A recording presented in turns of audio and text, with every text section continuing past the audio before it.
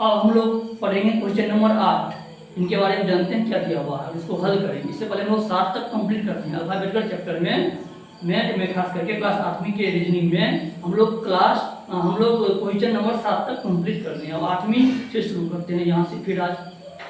तो ये आपको क्वेश्चन नंबर 8 में गिवन है, दी गई वर्णमाला को यदि उल्टे क्रम में लिखा जाए। क्या है? उल्टा क्रम है, यानी ए टू जेड के रूप में नहीं है, जेड टू ए के रूप में, यानी उल्टा है। तो दाएं से 11वें अक्षर के बाएं 7वां अक्षर कौन सा होगा? पहली बात तो ये ध्यान में रख के बनाना है कि आपका वर्णमाला क्रम उल्टा है। और उसके बाद क्वेश्चन जो है आपका, तो दाएं से 11वें, तो आर बराबर 11, आर बराबर 11। फिर उसके बाद आपको कहा गया है 11वें अक्षर के बाएं 7वां, तो एल बराबर 7 है। ये आपका क्वेश्चन हो गया। अब हम लोग को बनाना है, तो ये आपका अपोजिट हो गया। अपोजिट है तो इसका मतलब जोड़ दो, 11 प्लस 7 करेंगे आपको 18 हो गया, 18 हो गया। अब ये क्या करना है आपको, ये आर से शुरू हो रहा है। इसका मतलब जब आपका वर्णमाला क्रम सीधा था, उल्टा था, तब हम 27 में से इसको घटा दिए थे। अब यहाँ नहीं घटाना है। जो काम हम वर्णमाला क्रम सीधा में किए थे, जब उल्टा था किए थे, तो यहाँ वो काम नहीं करना। अगर वहाँ हम घटा दिए हैं तो यहाँ नहीं घटाना है, अगर वहाँ नहीं घट रहे हैं तो यहाँ घटाना है। ये बात आपको कैसे पता चलेगा?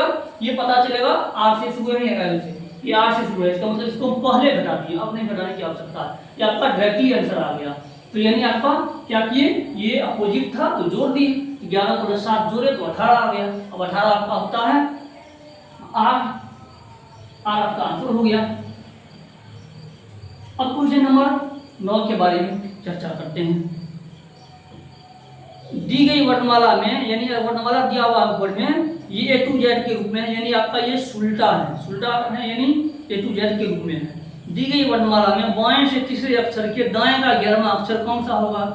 तो बाएं से तीसरा, यानी एल बराबर आपका 3 है, और दाएं से 11वां, आर बराबर 11 है। एल 3 आर 11, एल बराबर 3 आर बराबर 11, और वर्णमाला का क्या है? सुल्टा है। तो हम लोग बनाते हैं।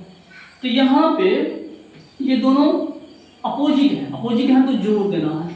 3 प्लस 11 हो जाता है आपको 14, 14 हो गया। और ये आपका सुल्टा है, सुल्टा, तो एल से शुरू हो रहा है, 27 में से नहीं घटाना है, तो आ गया आपका आंसर 14। 14 आपको एन होता है।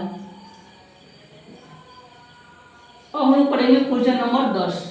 10 के बारे में डिस्कस करते हैं।